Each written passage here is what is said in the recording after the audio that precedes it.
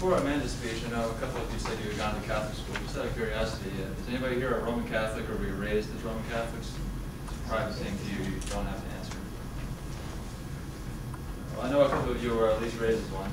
And it'll be of particular interest to you, but it really affects everybody because this is a big societal issue. I'm sure a lot of you have heard about pedophilia scandal in the Catholic Church. You probably heard a lot of bad jokes about it. But really what we're talking about is the systematic rape and psychological torture of children. We use the phrase child abuse, that's a euphemism. And the Vatican and the Pope and the Catholic Church hierarchy has really had a direct role in enabling this situation. Therefore, it's my contention that Joseph Ratzinger, the man known as Pope Benedict XVI, should be tried for crimes against humanity. First, I'm going to examine the magnitude of the problem, show how big it really is. Second, I'm going to show you how the Vatican really has enabled this situation. And then talk about any obstacles to prosecution, namely the fact that the Vatican claims, or the Pope claims to be the head of a state and therefore has immunity. Now, first, some people deny the extent of the problem. They deny there's even a problem. That's not to say that people deny that raping children is wrong. I think we can all agree on that. Some people say it's only a handful of priests, things like that.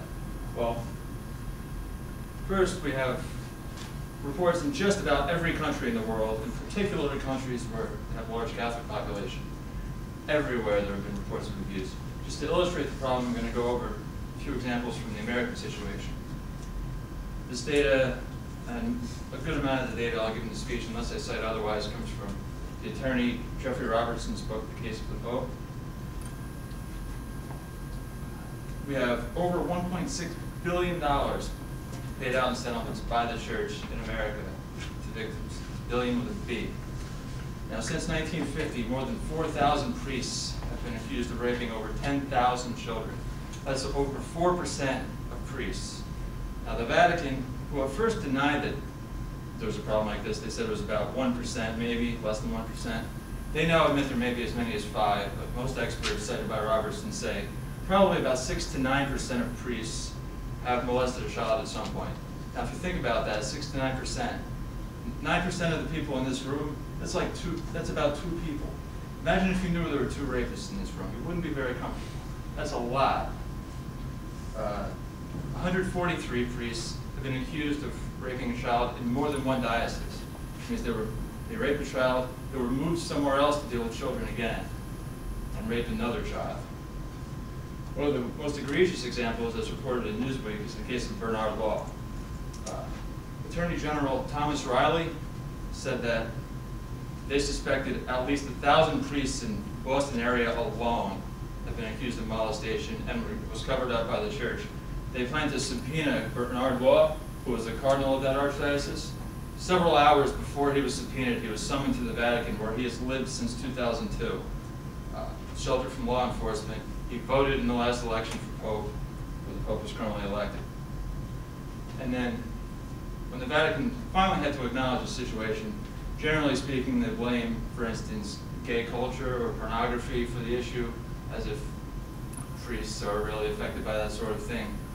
Or in a letter to Irish Catholics on March 19th of 2010, apologizing for all the instances of abuse that happened there, Pope blamed secular society, as if secular society outside of the church is the reason that children are being raped within the church.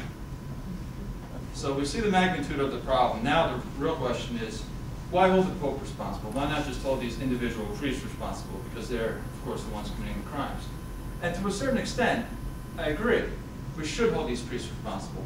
But the problem is that the Vatican and the Pope are making it impossible for us to actually find those people. Now, when you look at the organization of the Vatican government, we have it here right from the horse's mouth. This is the Vatican website where they talk about how their government's organized. And for those of you who can't read it, I'll read it for you. Vatican city-state is governed as an absolute monarchy. The head of state is the Pope, who holds full legislative, executive, and judicial powers. This man is in charge of everything that goes on in his church. And we have it right here. The Vatican says so. This is not me making this accusation. Now, Joseph Ratzinger, before he became the Pope, spent 25 years as the head of the Congregation for the Doctrine of the Faith. You've probably never heard of this organization under this name. You may have heard of it under its previous name, which was called the Inquisition. It still exists. They're responsible for interchurch discipline, handling that sort of thing. When he was in charge of this, here we have his signature on a letter in 1985 to the bishops of Oakland, California, urging them not to report instances of raping children to law authorities because it would damage the reputation of the church. There you see the signature, Joseph Alois Ratzinger. And there was a quarter century of abuse on his watch until he became Pope. Now, as Pope, he's in charge of enforcing what's known as canon law. What that is like the United States is governed by constitutional law. Islamic societies are governed by Sharia law. The Catholic Church is governed by canon law. Now, some of the features of canon law are that you might know about confession, that everything's supposed to be confidential. Well, the idea is that if a priest commits an offense, for instance, molesting a child, if you break that confidentiality, if you go tell people in law enforcement what happened, you're excommunicated from the church. Now, it wouldn't make a difference to me if I were excommunicated from the church. I'm not a Catholic. But to a believing Catholic, that means that you were damned to hell for all of eternity. So if you report child molesters to the police, you go to hell and you're kicked out of the church. However, priests who actually rape children, they're given what's called spiritual exercises. I'm not quite sure what that means. It's kind of a fuzzy term. Probably means a lot of praying, something along those lines. But there's no secular punishment. They may be forgiven in the eyes of God, according to Catholic belief, but I don't know why they can't do this from the inside of a jail cell. They can certainly repent there, but there's no earthly punishment given to these people. And quite often, these priests are transferred to other dioceses. So now, we see what obstacles stand in the way of prosecution, and the big one is that the Pope claims to have immunity as the head of a state. Under international law, the legal, lawful head of a state cannot be brought to trial. Now, the Vatican's whole claim to statehood, and we see this depicted artistically by Diego Rivera's mural, the Lateran Treaty, is based on a treaty in 1929 with the fascist dictator Benito Mussolini. Now, the Catholic Church's history of alliance with fascism is far too extensive and a little bit off topic for me to go into here. But this is the entire reason why their claim to statehood. This is why the Vatican says they have a state, because a fascist dictator recognized them as such. This is why they have a seat at the UN. This is why they spread doctrines of homophobia and misogyny and telling people in the third world that condoms don't prevent the spread of AIDS. This is why they have that seat at the UN. That's their whole claim to statehood. Now, if we look at the Montevideo Convention of 1933, never heard of that, don't worry. That's just, all it means, it outlines what criteria need to be met for a country to be a state. I feel like the Vatican, calling them a state would be like calling Brookdale a state.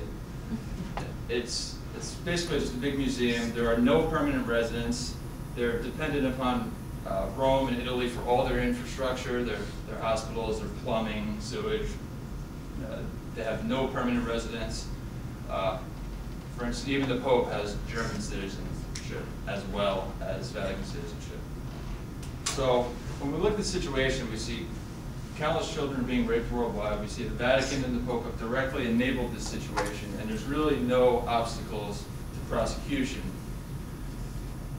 So now, what I want you to do is I want you to look at the faces of these children. Imagine the person next to you told you that he had raped one of these children. Could you, let alone look that person in the eye, would you even dream of not reporting that person to the police? Would you allow that person to even leave this room before a police officer got here? And the answer is, of course you would. We all have enough common decency to know that people who rape children should be brought to justice.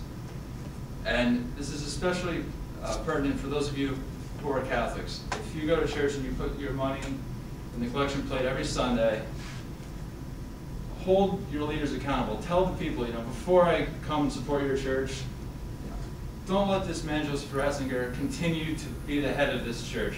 Make sure these policies are changed. Make sure there are mandatory reporting policies for offenders. And we can really change, you can help change the situation. And those of you who aren't Catholics, petition your governments to put pressure, your elected officials to put pressure on the Catholic Church, its hierarchy, because this situation really needs to stop. Thank you.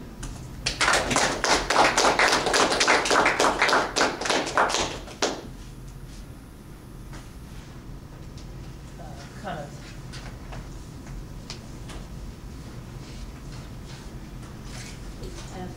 It was intense. It was intense, but I think you handled the difficult issue well. I didn't get a sense that it's your personal crusade. It's like, this is the situation, and it can't be allowed to continue. So I thought you approached it in a very comprehensive manner. You just laid it out and showed us why it can't continue. Anybody else? Good. It was great. Like they said, it was a very courageous speech to go up there and talk about, and it wasn't just accusations, you backed with plenty of facts. Okay, so you feel like a lot of